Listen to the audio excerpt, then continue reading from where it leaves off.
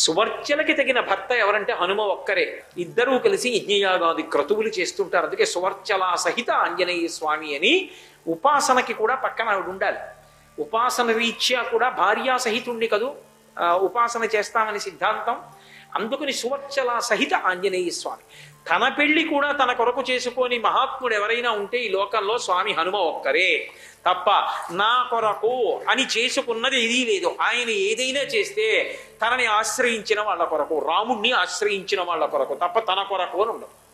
అంతటి మహాత్యాగి, అంతటి మహానుభావుడు.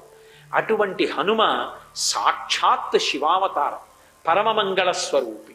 శ్రీరామాయణం యొక్క పట్టాభిషేక సర్గ కూడా పొదగబడినటువంటి యుద్ధకాండ కూడా దాటిపోయిన తరువాత ఉత్తరకాండ. ఉత్తరకాండ సాధారణంగా చదివేటటువంటి అలవాటు తక్కువగా ఉంటుంది.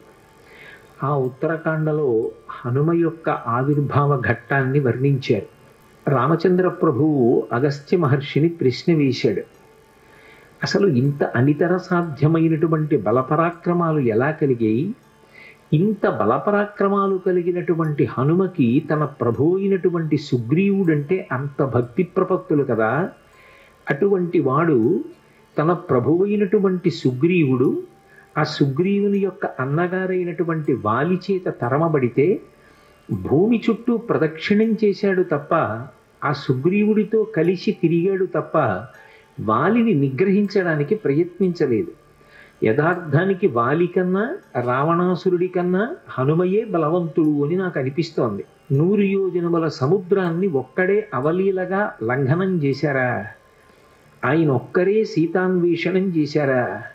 ఎక్కడ అలసట అనేటటువంటి మాటకి తావివ్వలేదా?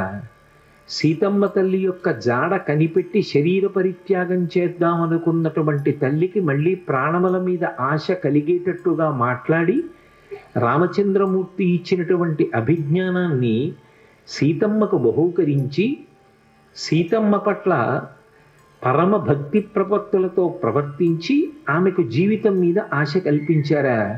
అక్షకుమారుడి వంటి భయంకరమైనటువంటి రాక్షసుణ్ణి సంహరించారా?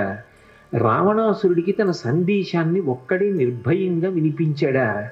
పట్టుకుందామనుకున్నటువంటి రాక్షసుల్ని తెగటార్చి లంకాపట్టణాన్నంతటినీ దహించారా?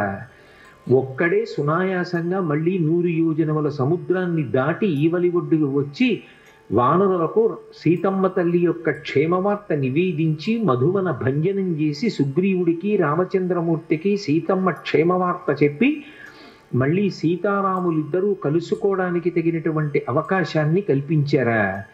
ఇటువంటి బలపరాక్రమాలు ఒక వ్యక్తి యందు ప్రకాశించడం సామాన్యమైనటువంటి విషయం కాదు.